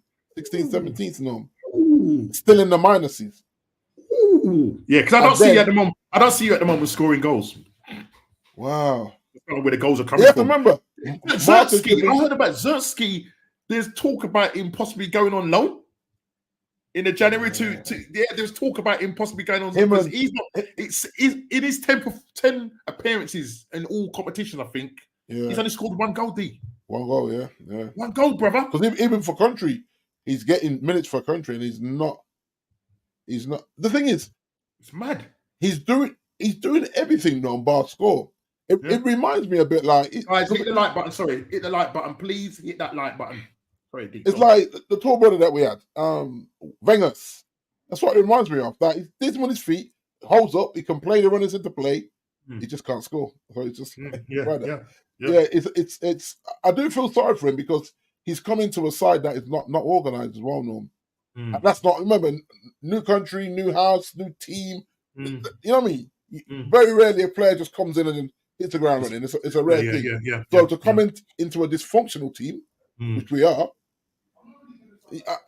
for me, I can't really criticize Xerxes right now because I know that that's not all on him. I think in a team that is fluid, you stick him in the Arsenal team, he's not doing what he's not having. He's scoring goals now. Because you're fluent. Like you get to Man City. Because what it is, D, I think the problem is that look, I'm gonna say it now. You haven't got bad players. You've got good players. Yeah, but I just think it's the system. And you're just not organised, and it's a shame because you had your striker coach, the South African guy. Oh, Benny McCarthy. Talking I watched the interview. Talking up Eric Ten Hag and saying he's a very good hard worker. He pushes the team, but it's just like when they come out on the pitch, it's like this guy. Like you say, the players are quality, but it's like when they now actually come out to go and do the business, it's the mentality. Yeah, it's like stage fright now. Yeah. It's like literally constant stage fright because he also said in the in that interview that he doesn't recognise the team that he sees on the pitch compared to the team in training. Yeah. And it's like, that means there's a whole Old Trafford is too big for me. It's a whatever. So it's not. Obviously, it's home and away as well, Norm. Yeah, but it's not a case of they don't know. You see, the information that Eric Ten Hag is giving to him, because listen, he's not a bad coach because he's won stuff with Ajax. You know what I mean? He's worked with Pep and all that. You know what I mean? You got this guy because he was winning things. He's now come to the club and he said, well, actually, I can't work with these players because I can't play the system that I want to play, you know, Ajax ball or Ten Hag ball, whatever it is. Yeah. So it's not to say that he's a bad coach, but you have to get over that hurdle and be able to is it a communication thing? Is it maybe the players are not understanding? They're not understanding what he wants, you know what I mean? Or is there's just the fact that he just doesn't. I don't know. Does he understand system football? Norm, he probably does, but I'm just answering the question. If you look at it now, Norm, this is his team. Either he's bought them or he's backed them by contract extensions. So he's actually got no hiding place now. Apart from the Luke Shaw injury in Malacia, we haven't really seen Malacia really to make a judgment on Malacia. We know what Luke Shaw can do when he's not on the fast food tip and he's staying fit and keeping his body weight down. We know what he can do, but you can't trust Luke Shaw. We know that. So he should have gone out and got a left back. I would even take Reguilon back in January on loan, wherever Reguilon is, if he's not getting game time. Just to have someone that knows the Premier League that can come in and do a job, because we shouldn't have let him go. Yeah, that hurt us in the end when we let him go, because we have no cover over there. You have to remember, Delo was our best player at right back, and we forced him to play left back all season. And that's where he's been having problems. I'm not saying he can't do a job there, but he don't want to play there. Yeah. And if anything, Maserati should have been forced over there, because Delo. That's why you got rid of. That's why we got rid of Wan-Bissaka, because we said Wan-Bissaka can't do what Delo does. Delo was our best player at right back, so why is he playing left back? So all this on the manager as well, because these are your guys, ones that you brought in and ones that you backed with new contracts, extensions. So he can't say, the players, I can't relate to the players. They're your guys, all of them. The goalkeeper, all of them. So your spine of the team is your man. Anana, Delit, Zertsky, Leacher. And a lot of these players he's worked with before Bruno, in the past. Yeah. You know what I'm saying? He's worked with these players in the past, and it's just baffling that he can't get a tune out of these players. So what he's saying is these guys can't perform in rainy weather. That's what he's actually saying. It's like maybe it's just the bad weather that it's so much rain for them they can't do, or they're not understanding him. Now you had before my guy went to Jamaica, you had an Englishman there that could translate for you if there was a lost in translation issue. So there's no excuses, no hiding place now, and that's why people wanted him sacked, because they're saying, well, this is your team. So D, right, okay. So just the way things are going at the moment. I mean, at the moment, you guys are on a bit of a downward trend at the moment. It doesn't seem like things are going to get any better soon. Listen, you might go and win that Brentford game, but that will just probably paper over the cracks. And again, you're probably going to have to look at performance and all of that said. But he's going to have to do a massive turnaround, because the fact is you've spent 200 million plus, under in terms of last window that's gone. In terms of the amount of money that you spent under Eric Ten Hag, 600 million plus. Yeah. And this is INEOS backing him, Norm, in the summer again. Right. They backed him. So my thing is this, when will it come to the point where INEOS goes, right, you know what, this is just ain't sustainable no more, and then what are the options out there for you? Because if you go in and get another manager, because there are some pundits out there that actually say you need to stick with Eric Ten Hag, because they feel that maybe if you go in and get another manager, whether that's an elite manager or not, you might still get the same thing. They're really down to the players. They're not actually good enough. Yeah. You know what I mean? Well, this is my thing, Norm. We've drawn our first two Europa Leagues. So we're way down in that league already because of 2 draws when other teams have been winning. So he has to turn that around, because remember, we were supposed to be one of the favourites to win that, Absolutely. or at least to get to the semis. Absolutely. So we're nowhere on that pace. So I always think Man United have habit when they look at something and say it is not mathematically possible for us to qualify for Champions League. I think they cut him loose and say to Ruud, see us out to the end of the season. That gives us time to do our due diligence and get a new manager in the summer. I don't think I don't want Ruud to get it. I don't think he's done enough in management football to take the helm yet. But he can be that. He can be that Ollie, arm around the shoulder, get everyone smiling and organised. And plus, he played some decent football at PSV. To be fair, they didn't look awful when I watched them play when he was over there. So that's what I think they do. That's why I think Ruud came in. That wasn't a coincidence. Ruud and Hake coming in. Do you think Graham Potter? Do you think Graham Potter? No. The only way they go English, Norm, is if Sir Jim insists on it. Right. But Sir Jim's trying to make out that he's staying out of it. As in, that's why I've got Omar Barada and Jason Wilcox and all these man. That's why I got these guys in there, because they're the footballing guys. I'm the money man. They're the footballing man. So I'm staying away and letting them see what they see. So if they fire him, it will be that mathematically we cannot finish fourth. Get him gone. And then Ruud, you're the guy to just get us mid-table and finish the season. Hopefully not too embarrassing. Might even get a cup run on. We get a cup, League Cup or FA Cup. Yeah. And that's what I think they'll do. So if he's here at Christmas, I'm not going to be surprised if he's still here at Christmas. I just think come January, end of January, February, and you just say, yo, you man see 20 odd points behind Arsenal and City, then they say cut him loose. Like he's got no chance of finishing fourth. Yeah. And I think that's where they sever ties. That way the money's not as big now, because you're gone, 6 months has gone, and you know what I mean. And it can't be a money thing. I mean, people are saying he's a broke billionaire. He's not a broke billionaire. This man's worth 29.6 billion pounds, mate. This is why he lives in Monaco, because last year he saved 6.4 million in tax, bro, by living in Monaco. Imagine. That's what I'm saying, Norm. Only working class people feel sorry for these billionaires and millionaires. Absolutely. You can't do it, Norm. It's mad. So yeah, that's where I'm at with it. I'm like, not mathematically possible to finish Champions League spot. Cut him loose. Ruud will just. So just to kind of finish with this, how would you rate INEOS's performance up until this point? Now, if you was to mark them out of 10, what would be the rating up until this point, and what your reasons? You kind of said it, but just to kind of sum it all up. I'm still going to give them a 5 for what they did with the footballing side of giving the club some stability at the top. I don't like what he did, making all those working class people redundant. Yet he may have rectified it by taking that 2.6 million a year from Sir Alex, which, by the way, the Glazers gave him, not INEOS. So that's not even on INEOS.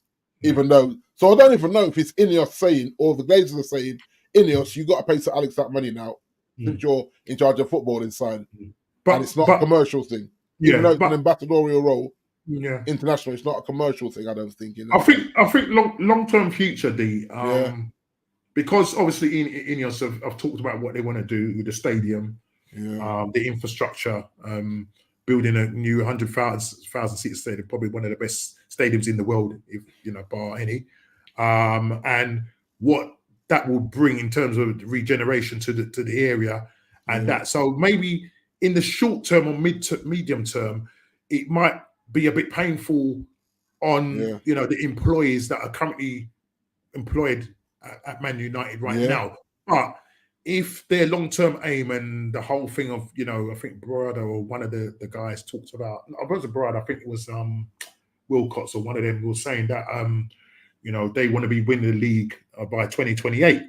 Now, see that? Did that statement there, no? Personally speaking, see that statement there, though, no? Like, that tells you where they're at, though, because this is my thing. To build a new stadium, you've got to be qualifying regular for Champions League football, no? In my opinion. Yeah. Otherwise, I don't see the point of spending that money. Yeah. And so I'm saying, as much as you're telling me whole. You're telling me a whole dream, a whole Manchester United village, restaurants, shops, all of it. It's all there. 100,000 seater stadium. What, to play in Europa League or Conference League? Get out of here, man. That makes no sense, no. I mean, I'm not saying the fans are not going to turn up and fill it, but I'm saying to get that income from the TV money, to take pressure from PSR and all the rest of it. PSR, PSR. To take pressure from all these things, Norm, you have to be getting that Champions League money every season. So that means, even if it means you limp over Lime in fourth, while you're trying to build this stadium, every season we got to limp over the line. And I think that was the case for Arsenal. Yeah, exactly. When we was building the stadium and that, you have to there was literally times we did limp over, and then you had the pizza, not Pizzagate, the Lasagna Gate when Tottenham went to play West Ham away, and after team. I don't know if it was an Arsenal chef. The food poisoning thing. We ended up just scraping past and getting a fourth place. But to do what you need to do is you've got to consistently be finishing in that top four. Yeah. And these two last seasons, finishing 8th last season. This season you're currently sitting 14th. If things don't get better, the worst possibly. If you don't turn things around, you could be worse off than 8th.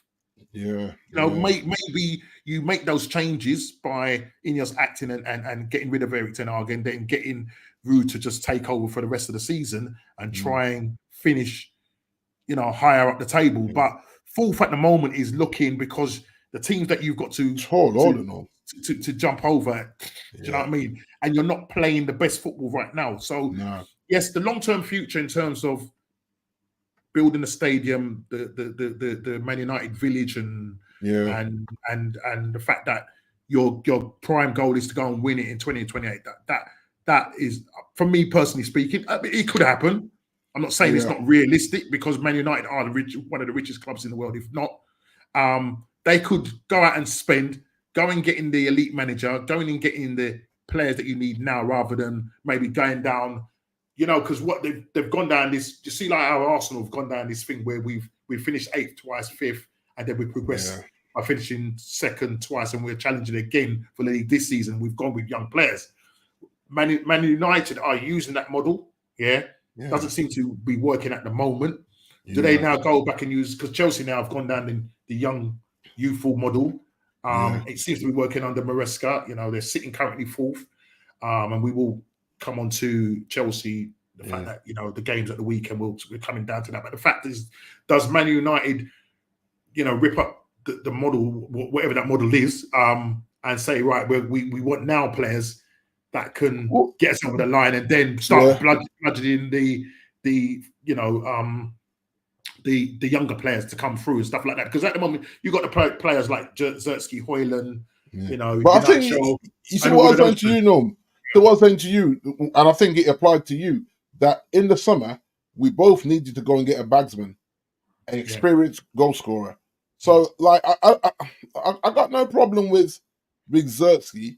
I'm not seeing it with Højlund, because he's not doing it for his country either. So I'm not seeing it with Højlund. So I'm like, I'm not sure about Højlund. But would you see it in your heart of heart that Zertsky is a bagsman? No, but I think the way he can play with the runners off him, it's almost like, I think he's a very good link man, and it's almost like he should go and watch some Dimitar Berbatov tapes. Mm-hmm.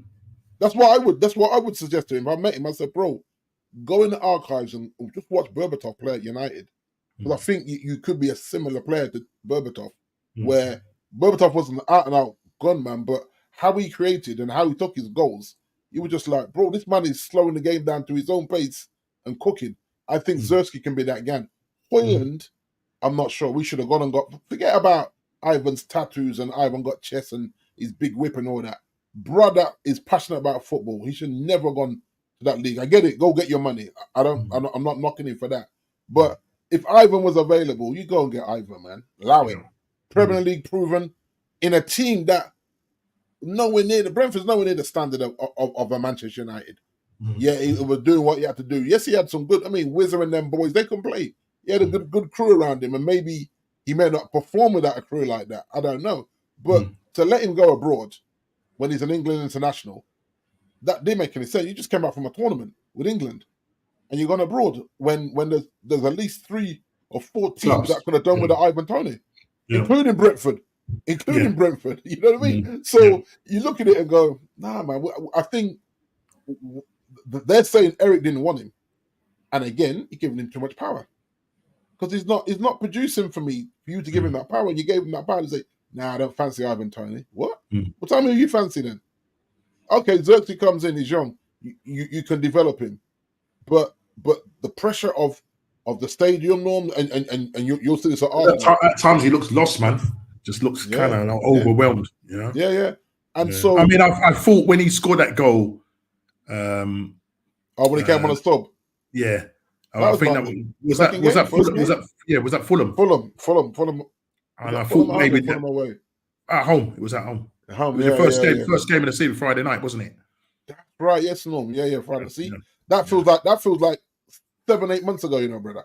That's how bad. You know, when your football's so bad, that result feels like it was so far last season, like it was a last season result. Yeah. And I thought him getting that goal, I thought, well, maybe he's going to kick on now. Do you know what I mean? But obviously, that hasn't been the case. He hasn't trusted him either, Norm. Yeah, he doesn't because he's not pulled starting. Him early. He let him figure it out. Sometimes just let him figure it out. It's okay to do that. I think the fans will respect that more as well, Norman. Yeah. When you're holding off players, when you're saying you haven't even allowed them to get into the game, you're panicking. And you know, he's looking down the bench looking for McTominay still. McTominay is enjoying life in Napoli, mate. He ain't worried about you, Eric, because he'll say Eric never Eric. Listen, that's how I see it. If Eric really wanted McTominay to stay, McTominay stays now. Yeah, that's how I see it. He didn't fight for him if he really wanted. I mean, I'm not saying yes, he's a good squad player, but I'm not saying that we wouldn't be in the same position with McTominay here as well. McTominay's enjoying his football. Yeah, the thing is, he hasn't got somebody to come off the bench now, right, and be that saviour. And McTominay was Sancho, that a lot of times. And Sancho enjoying his football. You know what I'm saying? So it's not a coincidence that these guys are elsewhere enjoying their football, not at Old Trafford. Come on, man. There's a common denominator there. I mean, I don't know out the two who's probably the worst signing, whether it's Mason Mount or Anthony. Anthony. Here's a thought, Norman. I actually said to myself the other day, would I have convinced Anthony to start at left back for me? Because he's good with his feet, Norm. I'm not saying he's the best tackler, but I just think I've got a problem here. This guy seems to be always fit, apart from when he got suspended. I'm saying, no, I'm going to play you at right back, mate. You're going to play wing back for me. I want you moaning about it. I'll play my double pivot to protect you and see how it works out until this lot come out from injury. And see if you're good enough that, you know what, and stay there for now. He's earned it. Because if you're saying that players stay in a position because they've earned it, roll the dice on him. He's left-footed. He can get up and down, which you want. Which he does. From your ear. And no one's spoken about that. And I said to my brother last night, I just rolled the dice on him. He's had a lot of criticism. Some of it is Julie's, it's his own fault. But I'm saying left-footed, he can get up and down, put him there, play a double pivot in front of him and see how he gets on. Do you think come January, because the game time's not getting, do you think he might be sort of saying, bro, you know what, I need to either look elsewhere or maybe come the summer, that's when you get rid of him? I think as well, Norm, a lot of these players expected Eric to get fired. So when the manager gets fired, you get a redo under the new gaffer. And I think this is half the problem, that most of them expected him to be gone in the summer and they were looking for the redo. Rashford Oldham looking for a redo. Yeah, it didn't happen. Sancho, the same thing. Sancho stays put if he gets fired in the summer. He didn't go to Chelsea. Yeah. He said, right, new governor, I've got a chance to prove myself again, redeem myself, get back in with the fans. But he's here, so it's a snowball, Norm. That one decision doesn't happen, and the snowball is like this now, Norm. It's out of control. Yeah. Well, listen, the Man United saga goes on. It still rolls on. Sorry about that, bro. But listen, man, it's all good, though. It needs to be spoken about. But we just want to quickly finish with the show, just kind of looking at some games coming up at the weekend. Premier Weekend is now back, and there are some interesting fixtures, namely Chelsea, who are doing quite well under Maresca. I think they drew their last game at home to, I think it was Nottingham Forest, I believe. And then they're going away to Liverpool. So it's fourth playing first. Slot, Kofi Slot's team. And the Slot doing really well. Gavin Birch really doing well as that holding midfielder under Slot, doing some great stuff. And yeah, this one's going to be an interesting fixture because Chelsea have got a good front four. Cole Palmer, Jackson, Madueke, these guys are scoring goals. And listen, Levi Culver, he's doing well. Colwell, at defence, he didn't perform too well for England, but he's doing quite well for Chelsea. They still do leak goals. They still do leak goals. They've got the likes of Enzo and Sado in that midfield.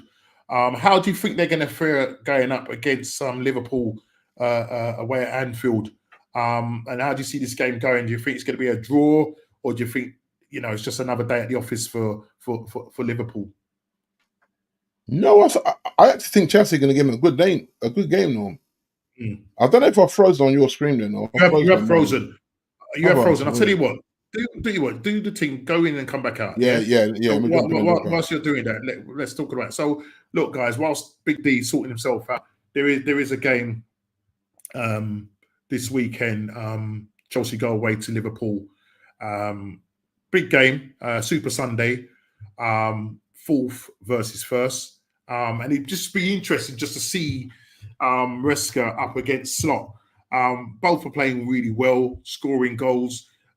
Chelsea more say. But when I look at Slot's side and I look at how compact they are, they may not be playing the typical Klopp, super fast, mad rock and roll football. It's very timely, playing at the back, composed football. And when they get to that last third, they're just like animals. There's boop, boop, boop, boop, and before you know it, because they've got the likes of Jota up front, obviously Salah, Darwin, Nunes, Diaz, all these likes players that are, good. You're back in, so I don't know if you want to unmute your camera if you can hear me. Whilst D's mucking about, so listen, it's going to be an interesting game, and I don't know what you think, guys, in the chat.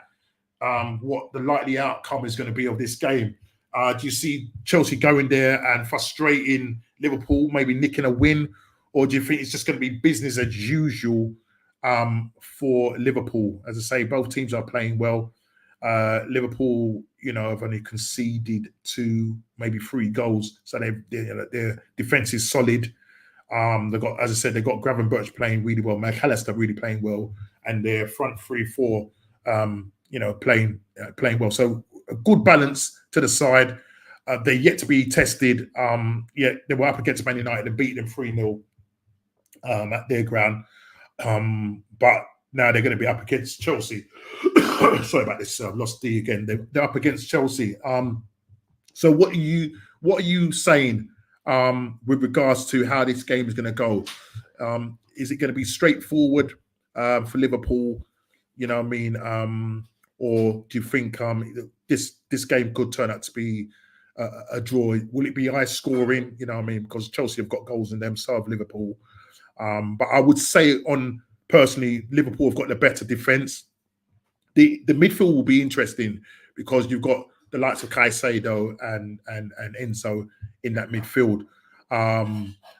So would it be a case of this midfield battle? That's probably where it's going to be won or lost. And then, we'll see how that all sort of pans out. But that's going to be Super Sunday at 4:30 on Sunday, where Liverpool take on Chelsea at home. And, will they stay top of the league after Super Sunday? Arsenal, we've got Brentford away, playing Saturday night football away to Bournemouth. Listen, it's not going to be an easy place to go. Listen, I expect us to get 3 points. You know, there are a couple of injury concerns. Martinelli carrying a slight knock, some calf issues. Don't know how serious it is. Also, you know, what's his name was brought home early. Saka limped off in the Greece game with a hamstring problem, thigh problem. But I'm hearing that there's a possibility that he may be fit for the game. Would I start him? That's a question, big question. Would I start him, or would you maybe start Sterling or maybe Jesus?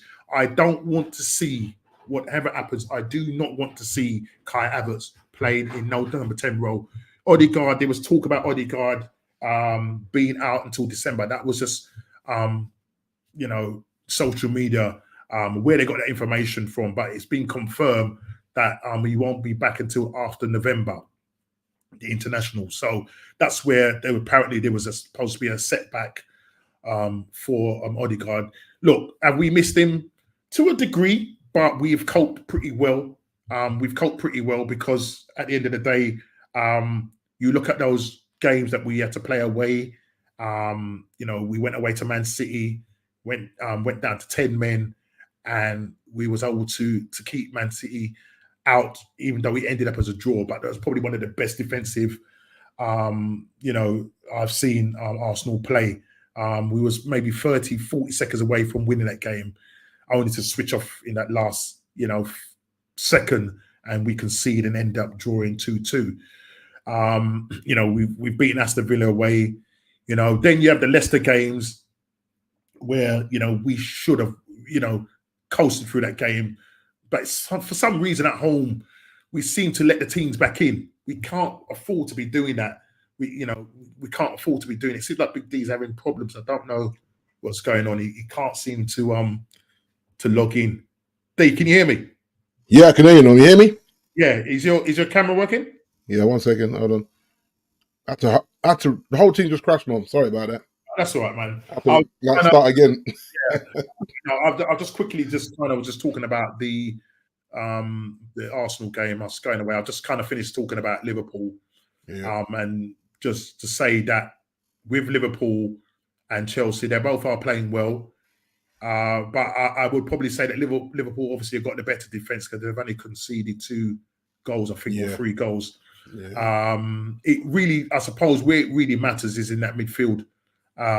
Who wins that battle, whether Caicedo and Enzo, you know, win that midfield battle. I think that's where it's going to be won and lost. Yeah. Because I feel that both teams can score. I'm about to say it could be a hockey score there, no? Yeah. You know, I mean, I probably ideally would want it to be a draw. Yeah. Because, you know, Chelsea, you go and win that, it's like their tails are up.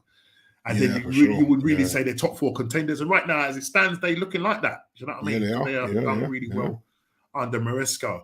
But as I say, it's a hard one to call, Norm, I think. It's a hard one to call. It is hard. It is hard. But I'm sure guys in our WhatsApp group, the What's Going On Prediction League, please be putting your score lines in for the new game week 8, where we will be predicting our score lines for this weekend. And then, as I say, Arsenal go away to Bournemouth, and we've done quite well against Bournemouth. We beat them home and away last season. Kofi obviously is going to go for a Liverpool win. What's the score there, Kofi? What's the score line? 2-1 to Liverpool, or do you think a bigger score line? Let's see what you're going to say. But Arsenal go away to Bournemouth. I do expect us to win, even though we've got injury concerns with Saka and Martinelli. Yeah. But I think we've still got a decent enough squad to go down there and get something. They have got some good players. They do close you down, and we just got to still be on it. You know, I think we've definitely got the best defensive pairing in the league in terms of, you know, Saliba and Gabriel. Whether he plays, he played well last night for this morning, should I say? Yeah. Clean sheet. I think in the last game he scored. I think in the last game, not this one. I think the game. The one, he scored. They played Peru yesterday. Well, early hours of this morning. What was the score? What was the score of that? Final score of that? 4-0. Clean sheet, Brazil, man. 4-0. Oh wow. So he's saying 2-1 or 3-2. Well, obviously, when you do go for your prediction, Kofi, you got to choose one. Yeah. I know you're making. I know you're making your odds a lot. I know you're making your odds a lot better by going for that one. But yeah, so are you gonna let him and Ez yeah. So I will do that. Whenever there's going to be a same team a playing, clash, I'll put that in. I'll put that in the chat. So that's going to be no problem. So Ez and Kofi can go for. Yeah, definitely going to be the clash of the weekend, isn't it? That one. It's definitely going to be the clash for the weekend. And as I say, we just got to keep pushing. Wolves, I think on Sunday, Wolves play Man City at home. But the way Wolves are playing right now, I don't see nothing but another Man City win. Wolves are under O'Neill right now. Geez, whether they stick with this guy or not, I don't know. I really don't know. But I do feel it for him right now. He's lost a lot of players. You know what I mean? And it's just not quite working out for him. They look absolutely terrible. I think they're sitting bottom. I think Southampton are above them. It's absolutely ridiculous. Arsenal, minus 12, Norman, 1 point, minus 12 goal difference. All Arsenal have the best. All Arsenal. Surely you soft lad. Best of his memes. Hashtag banter FC. Look, the only banter team right now, is thingy. You can't even show your face on, because you're too scared. Calling you out, you're too scared. You can't even go away and hold a 2-0 lead. You get slapped up. So listen. And Postecoglou, high line. That's all it is. Postecoglou. Postecoglou, you know what I mean? I'm going to give it to you, bro. You're not on here, so I'm going to give it to you. You understand? And you do play West Ham. I think you're playing West Ham at home, if my memory serves me right. They got the 12:30 kickoff, Norm, on Saturday. London Derby. 12:30 kickoff. West Ham are starting to find a little bit of form. They haven't really started off too well. So West Ham all the way. Come on, do the business. Slap up Spurs. You know what I mean? Because they're the only banter club right now. You understand? Arsenal are not banter. We're not banter FC no more. Yeah. I'm sorry to say this. Between Man United, Spurs, Man United, and Wolverhampton Wanderers. We're at them levels now. Listen, brother, that's what it is. You know what I mean? That's what it is. That's old news. That's not old news. It's quite fresh in my mind. I'm quite sure them being 2-0 up is quite fresh in our minds. That was like, whoo. And I don't know why Jay is sticking up for Chile. You're a Liverpool supporter. You're telling me I'm salty. What do I need to be salty for? Why do I need to be salty? What have they done that I need to be salty about? When I see them being serious about winning something, then I'll be salty. You get me? Kofi says, add more spice. Don't worry, I'm adding the spice, some pepper. I need to put some pepper in there as well. You're right. And some chili flakes. And some chili flakes. You know what I mean? Put some chili flakes on there. We have the Amazon at home. Light work. Let's see if it's light work, It wasn't light work the other day. Yeah. Oh my gosh. But anyway, it is what it is. But listen, some interesting fixtures this weekend. As we say, when we do come to do the prediction scores for Kofi and Ez, you are allowed to predict that same fixture. So you know it's going to be Kofi's going to go one way. We know Ez is going to go the other way. Is Ez really confident about his team going to Liverpool and doing an upset? I would absolutely love to see a Desmond Tutu. It's going to be a great game. And so we will be looking forward to it. But listen, we're only in game week 8, still a long way to go. Very long way to go. I think where the games will start to really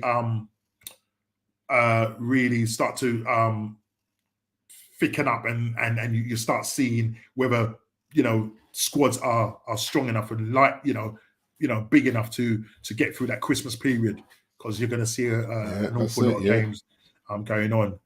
Well said. They're just a small domestic club. Small domestic club, really. If we're a small domestic club, you're not. Listen, bro. I don't even know what you guys are. You're probably like an amoeba. You understand? Right? You're an amoeba, man. We need a microscope to find where your club is. You understand? Yeah. I mean, I've seen the biggest toilet bowl No, worry about it. I've seen the biggest toilet bowl, and that's over in North London, yeah. And that's just go down White Hart Lane, yeah. And if you need to go down there and just flush the toilet down there, that's where you go, bros. That's where you go. That's where you go. Liberal to spank them, slot machine, baby.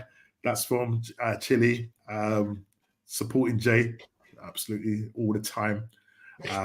So we'll see what happens. But listen, people, it's been fantastic. Thank you to those in the chat. We've covered everything concerning football. The international break is finally over. We're back to some normality this weekend, where the Premier League is back in full effect. Looking forward to the games. Game week 8. Let's see how our teams get on this weekend. Man United, pressurized game at home against Brentford. Yeah, you need to. What if you kick off first? Look after the ball for 2 minutes.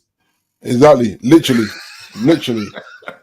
Like just kick it back to Onana, let him faff about with it for 2 minutes, and then can you imagine kicking it back to Naba and he miskicks it? Oh God, no, don't say that, man. You imagine he's actually been alright this season. To be fair, he's improved a lot over the summer. So what you won outside of London in over 100 years, don't worry, I'll wait. Boy, I tell you, Chile, man. You have an audacity, man. You know what I mean? The audacity, you know what I mean? Chile coming with chest, man. Love that. You know what I mean? But listen, it is what it is. He can't even show his mug on here. Yeah, he has to go in the chat, but it is what it is, man. But listen, people, before you leave, hit that like button, subscribe and share if you're new, and we keep going. Thank you to the community. Thank you to everybody that subscribed. Really appreciate it. We go again next week. And listen, it's been a great show. Thanks to Big D. Thanks to JP. You know, and we go again. So listen, people, have a fantastic day, a fantastic week, and we look forward to the Premier League, which is now back. Take care, and God bless.